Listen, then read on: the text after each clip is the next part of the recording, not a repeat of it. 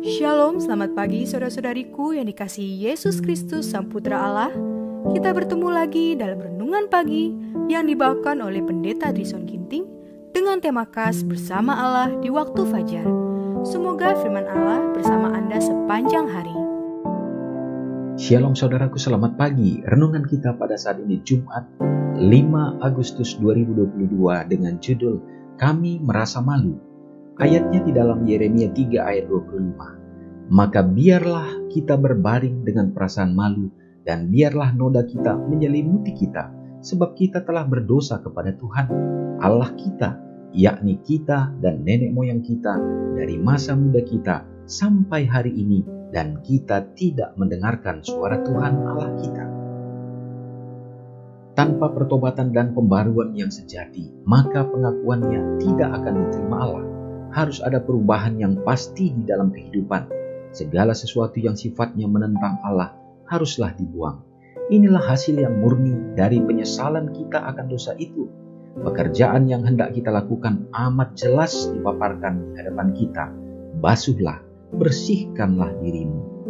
Apabila dosa sudah mematikan ajaran-ajaran moral, maka orang-orang berdosa tidak akan dapat lagi melihat kekurangan tabiatnya ataupun menyadari hebatnya kejahatan yang telah dilakukannya. Jadi, kecuali dia menyerah dalam kuasa Roh Kudus yang meyakinkannya, maka dia masih tetap buta terhadap dosa-dosanya. Pengakuan-pengakuan yang diadakan tidak sungguh-sungguh dan tulus hati. Terhadap pengakuan segala dosanya, selalu disertai dalih-dalih, mengatakan bahwa kalau bukan karena situasi tertentu, dia tidak akan pernah melakukan ini dan itu. Atas hal mana dia ditegur? Tidak ada orang yang hidup untuk dirinya sendiri. Rasa malu, kekalahan, dan kematian dibawa ke atas Israel oleh dosa satu orang. Berbagai dosa yang disimpan dan dipraktekkan oleh orang-orang yang mengaku Kristen menimbulkan ketidaksetujuan Allah atas jemaat. Pada hari ketika buku besar surga akan dibuka, hakim tidak akan dengan kata-kata menyatakan kepada manusia kesalahannya, tetapi akan melemparkan satu pandangan yang tajam dan yang meyakinkan. Dan setiap perbuatan, setiap transaksi kehidupan akan dengan jelas terkesan pada ingatan pelaku kesalahan. Orang tersebut tidak akan seperti pada zaman Yosua, perlu diburu dari suku-suku Israel hingga ke keluarganya, tetapi bibirnya sendiri akan mengakui rasa malunya, keegoisan, ketamakan, ketidakjujuran, penipuan, dan kecerobohannya.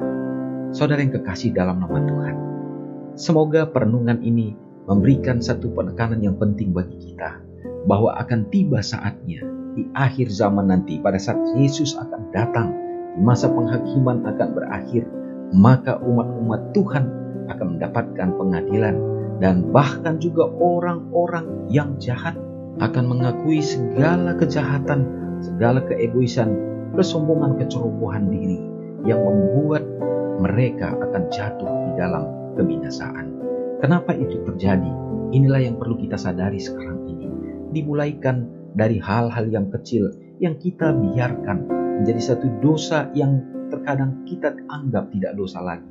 Itu akan menjadi seperti obat bius yang kebal yang membuat kita tidak menyadari bahwa perilaku kita yang selalu diulang-ulang yang tidak berkenan di hadapan Tuhan justru adalah menyakitkan hati Tuhan. Oleh karena itu adalah pelanggaran akan hukumnya.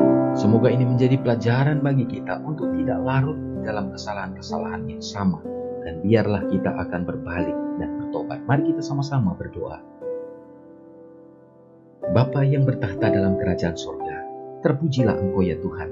Oleh karena hari ini kami mendapatkan kesempatan baru kembali untuk hidup dan menikmati akan kasih karunia Tuhan, dan juga menjadi satu kesempatan bagi kami untuk dapat memperbaharui kehidupan, untuk berjalan bersama Engkau.